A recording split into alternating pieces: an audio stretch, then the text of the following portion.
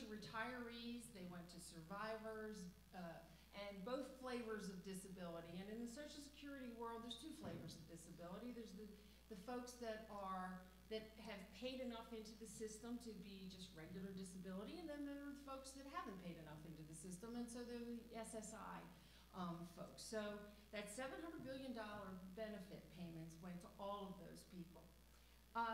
We collected FICA taxes from many of you, from your family, from your kids, from your aunts, from your uncles, from your neighbors. So it gets personal, and it gets personal really quickly. We have so many medical records. We have medical records, we have disability records. We're up there with CMS, we're up there with HHS, we're up there with not too many organizations for how many medical records and disability records that we have on behalf of people. So we also generate a whole lot of those Social Security statements. So anybody in here who's over 25, you get one every year from us. And a lot of people will say, well, why aren't they on the internet? Well, I'm here to tell you we're trying to work on it. But I'm also here to tell you that some people think of those statements as like an annual thing. You know how, well, some of us have turned 50, but when you turn 50 and you get an AARP thing, and that's kind of like, woohoo. It's like the red hat for women, but you get your AARP statement. But some people actually think of those notices as a yearly event. So they may not be the ones that switch to paperless. We give Social Security cards. We give them out for replacement cards. We give them out to newborn babies, for people who have come into the country. But the numbers are really big. And for the mathematicians in the room that have already looked and said, Karen, why is 700 billion bigger than 647 billion? Okay, well, some of our payments are actually come from the general fund. So don't ask me the exact delta, but it's not as close as it looks in that, or not as far away as it looks in that number. So how distributed is SSA? Well, we have offices all over the place. We have offices across the country. We have offices across the world. We have offices in our U.S. embassies. We have offices in all the states. And when you see the number 18,200 DDSs, they're not dentists.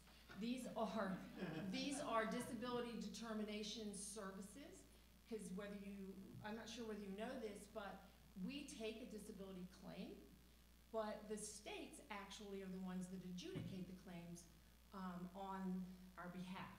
So even though we have these 68,000 employees, the states have another 18,000 that adds to that. So not only do we have the complication of being in all this, in all of our offices across the country, 1,500, we also are in each and every state. And as states have furloughed things, that has gotten to be a really dicey issue for the states and for Social Security. We are what we consider to be kind of the face of government in your neighborhood. There's certainly the post office, but there are lots and lots and lots of Social Security offices around. On any given day, there are 173 individual visits that come into our offices. That's a lot. I actually worked in one of the offices, my whole career, my whole 30-some, which is now almost 36, but my whole 30-some years working for Social Security, I did not work in the field office. But I had an opportunity to work in New York, and it was in Uptown New York, which is AKA Harlem. Honestly, there were 3,001 visitors in the office one of the weeks that I was there. Those people don't speak English. Many of them didn't speak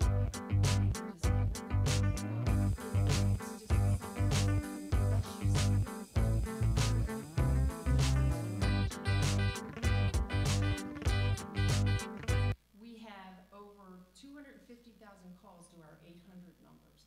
That doesn't include all the calls that that claimants, beneficiaries, et cetera, call to our local field offices, which they can do. And we have over 300,000 hits on the website. Excuse me. Yes. Are those statistics each day? Yes, on any given day. Just gotta let that sink in. Yeah, let it sink in. It's a lot. It's big. It's yeah. 173,000 people a day. A day. Big. I didn't believe it myself, so That's I a big divided it number. up, and I said, okay, that's like 115 per office, and that's not out of the question at all. So, yeah, a day. I mean, a person could come back, so if you want to count that, but hopefully they didn't have to do that.